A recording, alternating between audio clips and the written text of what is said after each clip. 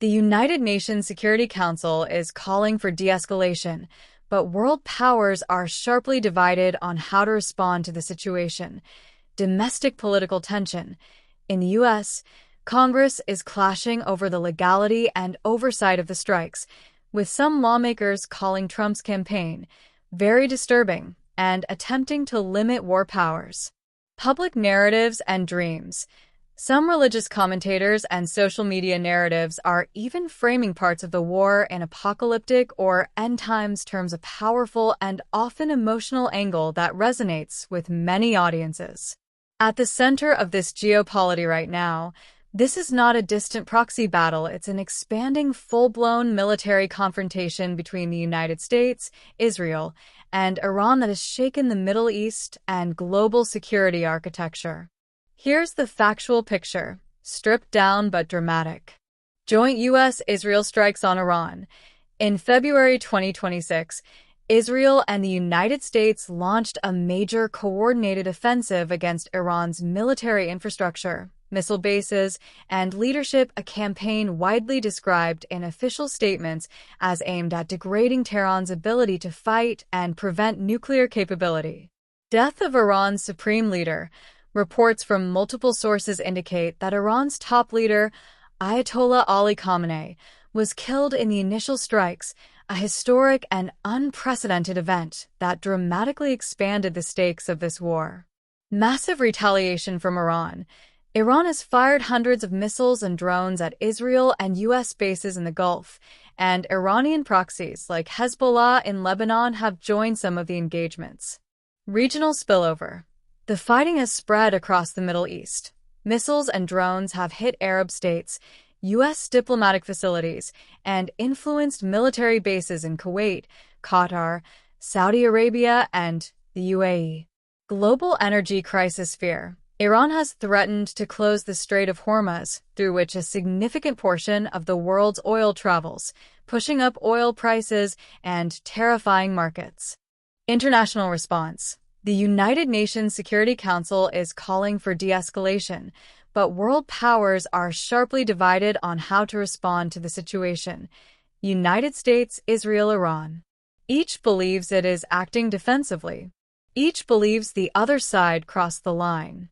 And each has capabilities that could turn a regional war into a global catastrophe overnight. But here's what most headlines won't tell you. This conflict didn't start with bombs.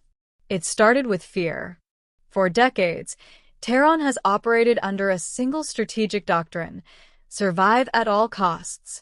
Under Supreme Leader Ayatollah Ali Khamenei, Iran has invested heavily in missile systems, drone warfare, cyber capabilities, and proxy alliances across the Middle East. Not because it seeks conventional war, but because it knows it cannot win one traditionally against the combined power of Israel and the United States. Instead, Iran built a network. Militias in Iraq, alliances in Syria, strategic ties with groups like Hezbollah, influence stretching across the region. The strategy is simple. If Iran is attacked directly, the entire region ignites. And that changes the cost calculation for everyone. Israel's leadership, under Prime Minister Benjamin Netanyahu, has long maintained that a nuclear-armed Iran is an existential threat. Not theoretical, not political, existential. For Israel, deterrence must be absolute. If intelligence suggests Iran is approaching a nuclear threshold, preemptive action becomes not just an option, but a doctrine. This is where the danger multiplies.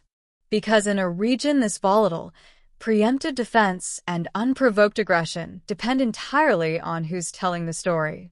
The United States is not just protecting an ally. It is protecting its global position, control of energy flows, stability of international markets, credibility of deterrence. The Middle East sits on arteries of global power, especially the Strait of Hormuz, a narrow maritime passage where a massive percentage of the world's oil supply travels daily.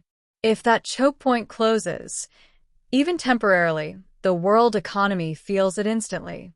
Gas prices spike. Markets panic. Global shipping stalls. And suddenly, what seemed like a regional clash becomes a worldwide crisis. While missiles dominate headlines, the silent war may be even more dangerous. Imagine this. Power grids flicker out, banking systems freeze, airports lose control systems, satellites go dark. Cyber operations between these powers have been ongoing for years. Unlike traditional warfare, cyber escalation is harder to attribute and easier to deny. And once digital infrastructure becomes a battlefield, civilians, not soldiers, pay first. If full-scale war erupts, it will not stay confined to one border. Think beyond one front. Think multi-front chaos. Northern Israel facing missile fire U.S.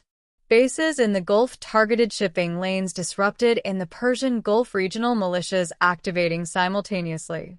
Modern warfare in the Middle East is rarely linear.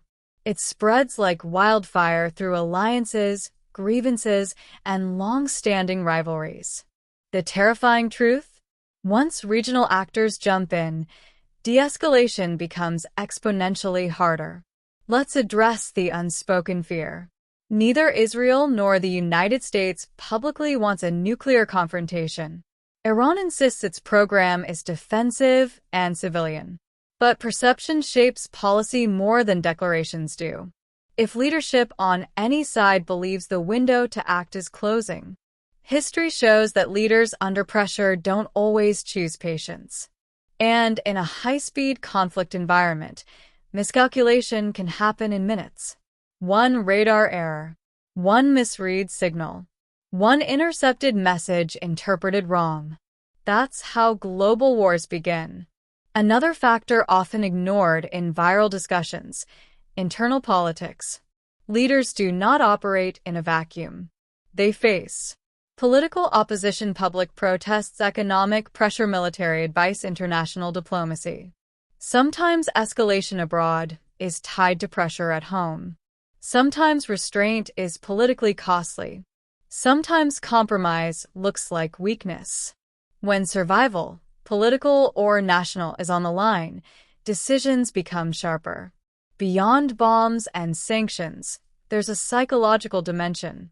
Narrative control. Who is defending? Who is provoking? Who is the aggressor? Who is the victim?